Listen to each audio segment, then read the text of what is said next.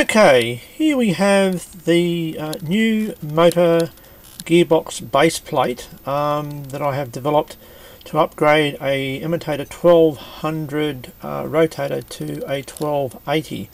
The rotator will have one extra gear, the motor will be placed into a slightly different position, and this will actually let me have the extra gear in the drivetrain.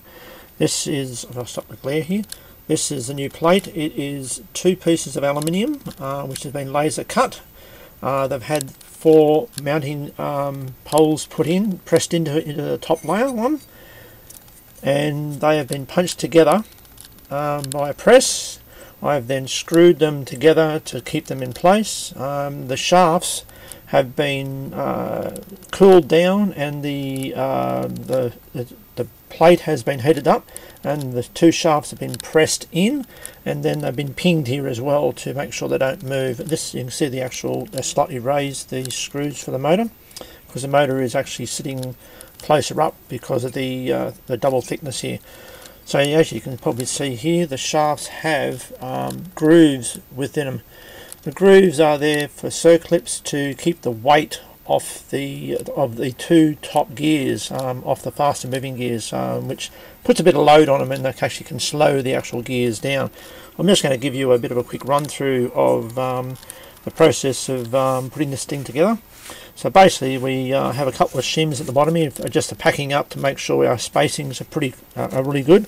So the first gear has actually been cut down, since we're actually having 1 extra gear in line. So we've cut this one down, and so that one gear goes on first, number 1 gear. The next 2 gears are just narrow gears from other versions of rotators, which I've got out of them. So we drop those onto there, drop number 3 on, we drop number 4 on, and they all just mesh up. We drop number 5 on, and then we get the circlips. We grab the circlips pliers, we put that into there, and then you can see we can still get a bit of end float in the actual in the gears, just a small amount of end float, which is what we want. Don't want to be too tight. Turn them around, grab the circlip pliers, the other one, give it right angles, slide them into there, snap him into place. Yep, I think he went. There he is. And you can see we've got just a little bit of end float in that one as well. And it sits down properly. There we are. There's our end float in that one. There's a little bit. Get the angle about right. So we're all good. We can still spin these, no problem. So then, come back around the way it was. We then put the number 6 gear in, which is a pre-drive gear, and then we put this is their newer gear 2, which is not split either. And the other one had this raised section, was actually had a split, and it was in 2 halves, so the gear was actually in 3 pieces. This is a much better one, and this gear is a different size, and so is that one, one less tooth. So there's the basic layout to that point.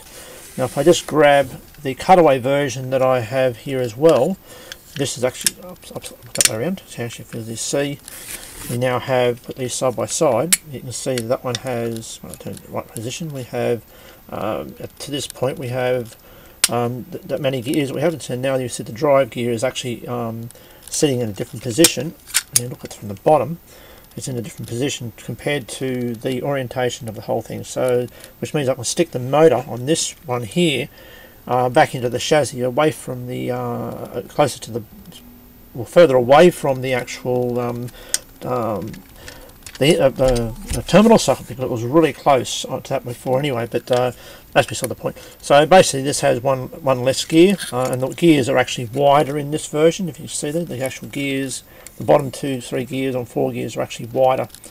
Get the angle about right. So there we go. You can see that's in this one.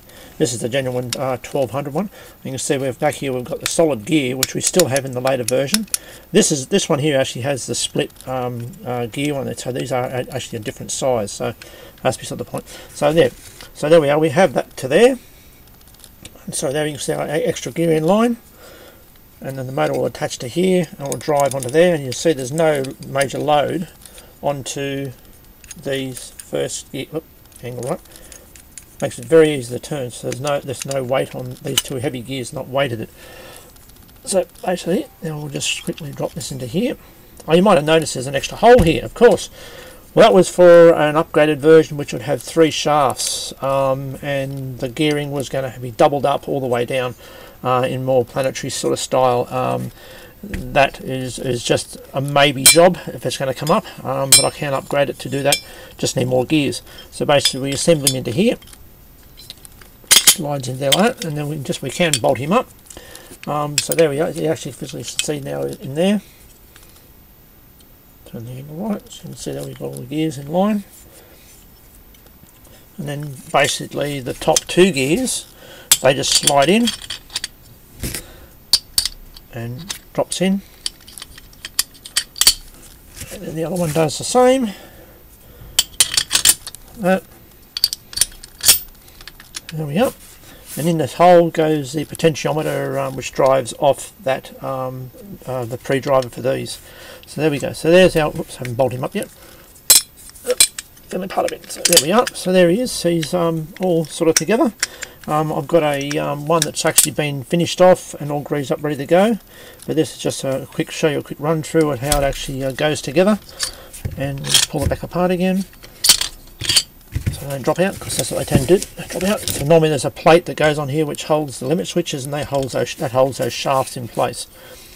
So basically there we have it. This is for the new 1280 rotator I'm building up. It'll have more rotation torque, more brake torque. Brings it into the realms of the 1300 Emotator 1300, and also to the Yaesu rotation and brake torque, but it is actually better than the rotation torque and brake torque than the Yaesu 2800. Being the fact that the motor in the Emotators is actually bigger than the motor in the Yaesu, but that's another little story.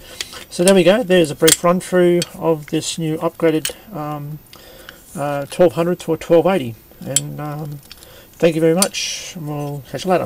Bye.